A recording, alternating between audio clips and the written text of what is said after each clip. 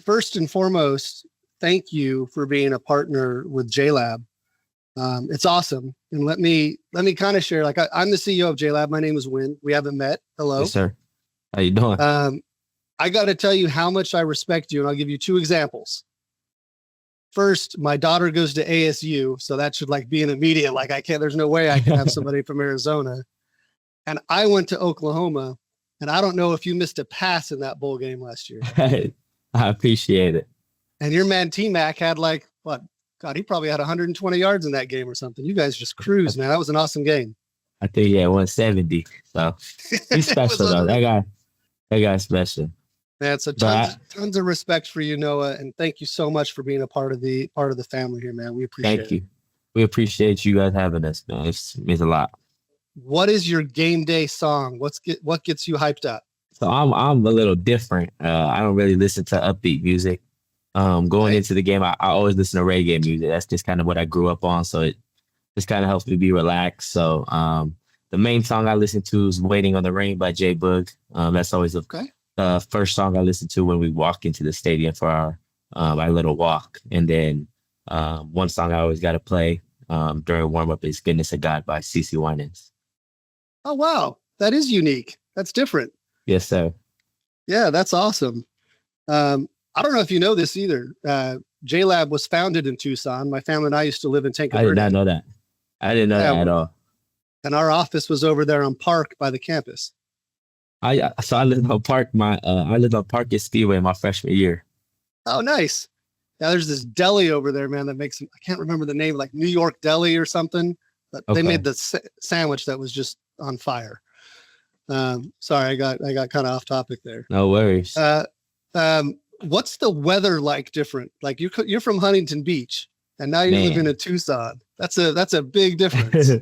There's a huge difference. And it's completely opposite. I'm used to the tropical weather, nice breeze by the beach.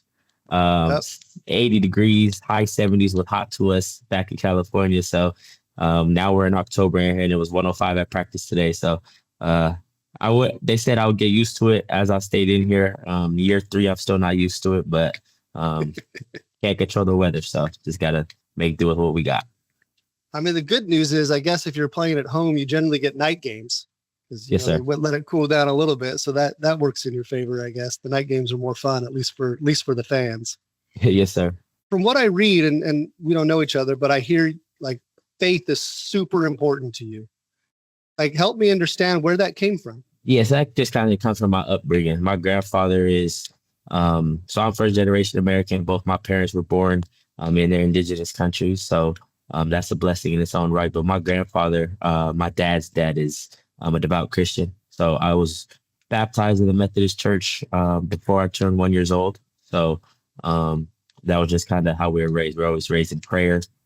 Still to this day, every night at 9 o'clock, we pray at my grandfather's house. So if you're at my grandfather's house at 9 o'clock, then you're going to be stuck in a 30-minute prayer. And then that just kind of carries into our own household. So that's something I still kind of hold true, even though I'm in Tucson by myself. I'll have my nightly prayers. I'll try to start my morning with prayers. And that's just kind of how we were raised. We were raised in the church. We were raised with faith being our number one value, followed by family and football. So those are just the ways that my grandfather and my parents raised me.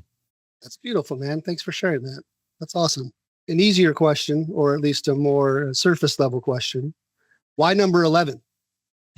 So I wore number 1 my entire life. Number 1 was always my number. I really didn't have any reason for it. I just chose number 1 when I was 7 and just kind of stuck with me everywhere I went up until high school. And then once I came to college, they didn't want to give a freshman number 1. So they ended up giving me a double digit, and it ended up being 2 number 1s.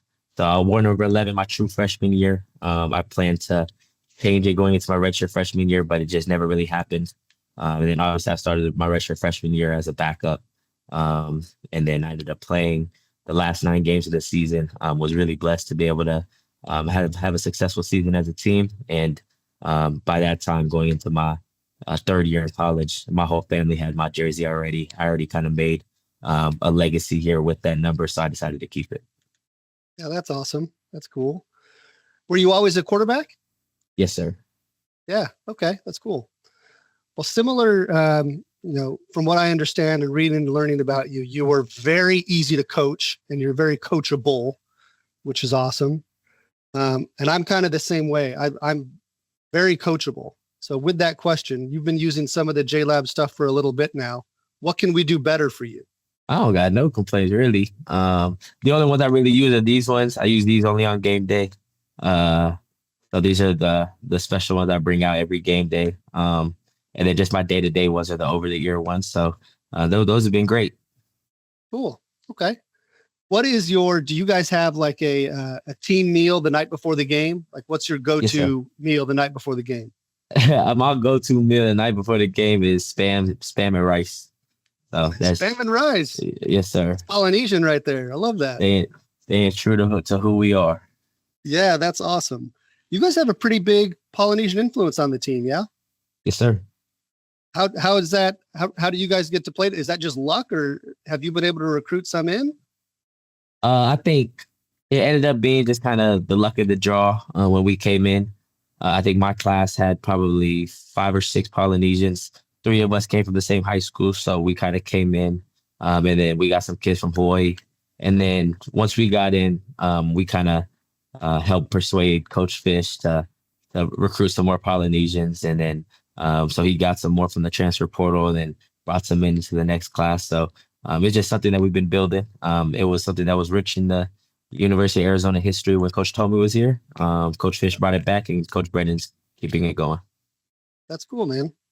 Speaking of transfer portal, a lot of people, I think, maybe unfairly assumed that you would jump ship when the coaching change happened, because it happens all the time. Like my guy Caleb Williams left to USC when Lincoln left Oklahoma. Yes, sir.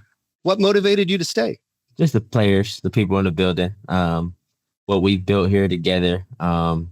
We find that money and fame, all of that stuff fades away eventually. The only thing that really lasts is our relationship with God, and then we value the relationships we have with our players. So just coming back for the locker room, continuing to play, and try to build something that we've began. Oh, you're certainly doing it, man. I know you have a big game this weekend against BYU. Yes, sir. Are you gonna show some new wrinkles to the offense this weekend? Yeah, we just got to get back to being us, get back to playing our game, and I'm excited to see what God has in store for us. Okay. What's life after football look like for you? I'm not too sure. I know I was supposed to be thinking about this my whole life, but never really got to it.